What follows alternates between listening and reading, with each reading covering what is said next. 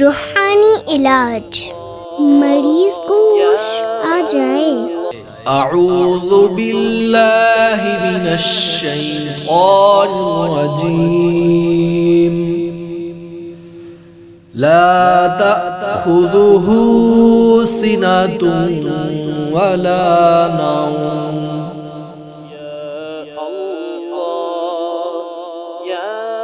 آیت الکرسی کا یہ حصہ پڑھ کر پانی پر دم کر کے منہ پر چھینٹے مارے، اور روزہ نہ ہو تو حلق میں بھی چند قطرے ٹپکائیے، پھر کوئی رکاوٹ نہ ہو تو ہلانے جلانے بٹھانے اور ضرورتاً اپنے ہاتھ سے مریض کی آنکھیں کھولنے سے ہوش آ جائے گا انشاءاللہ عز و جل۔